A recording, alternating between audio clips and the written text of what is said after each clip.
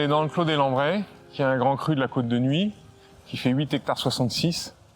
C'est un petit bijou, ce clos. C'est un grand cru qui a pas mal de caractéristiques qui sont singulières, qui lui sont propres, qui font que ce grand cru est différent des autres. La première raison, c'est sans doute son histoire.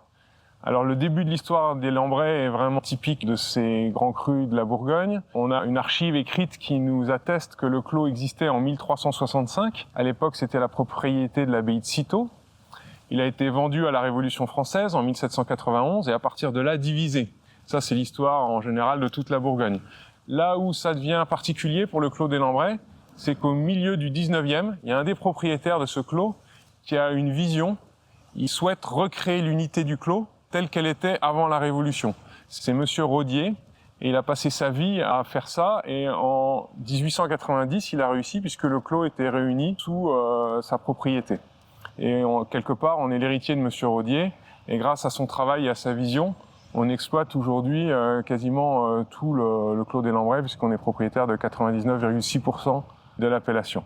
Ensuite, il y a autre chose qui rend ce Clos des Lambrais assez particulier. C'est quelque chose que tout le monde peut voir. Il suffit de regarder le paysage, en fait, il suffit de regarder la vigne.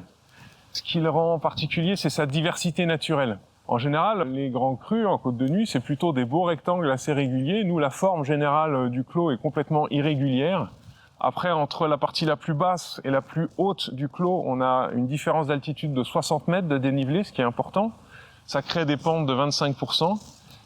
Quelque chose qu'on voit très bien aussi quand on regarde la vigne, c'est ce phénomène d'ondulation, de vagues, qui sont très propres au Clos des Lambrais. Bien sûr, l'orientation générale est plein est, comme toute la côte, mais dans le détail, ces mouvements de terrain, ces ondulations créent des sous-expositions différentes, et ça contribue à complexifier les microclimats à l'intérieur du clos. Autre chose qu'on voit très bien quand on se promène dans le Clos des Lambrais, c'est la terre. Il y a des endroits où on a des sols plutôt rouges, d'autres endroits là où on est, c'est des sols plutôt bruns. Il y a des endroits avec des gros cailloux, des cailloux qui peuvent être plus petits, même des graviers. On a même des sables dans la partie tout en haut, là-haut. On a évidemment des roches-mères différentes. Et donc tout ça, ça donne une complexité, une diversité naturelle très importante à l'intérieur du Clos des Lambrais. Il y a une autre caractéristique intéressante du Clos des Lambrais qui le rend spécifique.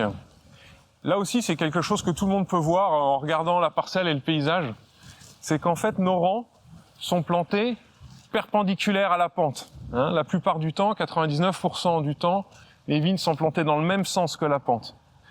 Nous, ça a été planté perpendiculaire à la pente. C'était une décision de la famille Rodier à la fin du 19e, après le phylloxéra. C'est eux qui ont replanté perpendiculaire à la pente pour lutter contre l'érosion, pour garder le sol en place. Donc rien que pour ça, c'était techniquement une très bonne décision. Parce qu'on n'a pas d'érosion, on remonte jamais la terre du bas de la parcelle vers le dessus, comme ça se pratique assez couramment dans d'autres situations.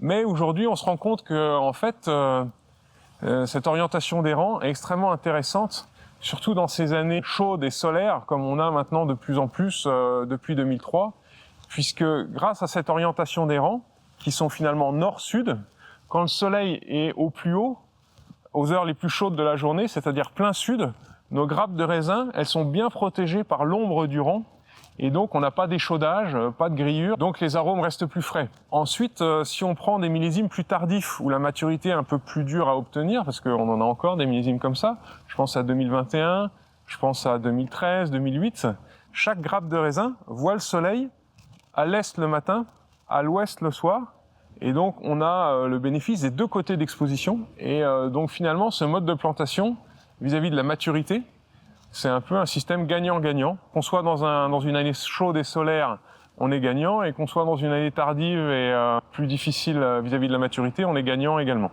Donc évidemment, les Rodiers à la fin du 19e, ils n'ont pas anticipé le réchauffement climatique, mais il se trouve que de nos jours, d'être plantés comme nous dans le Clos des Lambrais nord-sud, c'est un avantage structurel énorme pour gérer les aléas du réchauffement climatique. Donc il y a autre chose qui est très intéressant à l'intérieur du Clos des Lambrais, c'est les vignes elles-mêmes. Je parle du matériel végétal. En fait, on a 70% de la surface du clos qui a été plantée entre 1935 et 1898. Donc ça, c'est extraordinaire, c'est un trésor génétique, parce qu'on a des vieilles sélections de pinots fins, de pinots noirs. Et si on réfléchit un peu, 1898, on est juste après la crise du phylloxéra, donc c'est les premières vignes qui ont été plantées après le phylloxéra. Et de ce point de vue-là, c'est intéressant pour les sols eux-mêmes, puisque les sols ont jamais été modifiés, retournés, travaillés avec des engins modernes tels qu'on peut le voir parfois malheureusement aujourd'hui. Et donc c'est des sols originels extrêmement préservés. Et ça aussi, c'est un gros avantage pour les Lambrais. Voilà, donc je pense que c'est pour toutes ces raisons, et d'autres encore, que le Clos des Lambrais, c'est un grand cru qui est fascinant, parce qu'avec son histoire qui lui est propre, avec sa diversité naturelle qui est incroyable, avec ses vignes qui sont centenaires pour la plupart, des sélections de pinots fins, avec cette orientation des rangs qui est très favorable, perpendiculaire à la pente, et ben tout ça, ça contribue à la diversité et à la spécificité du Clos des Lambrais. Ça rentre dans la notion de climat en Bourgogne, et c'est ce qu'on essaye de révéler dans nos vins avec le plus de pureté et de précision possible.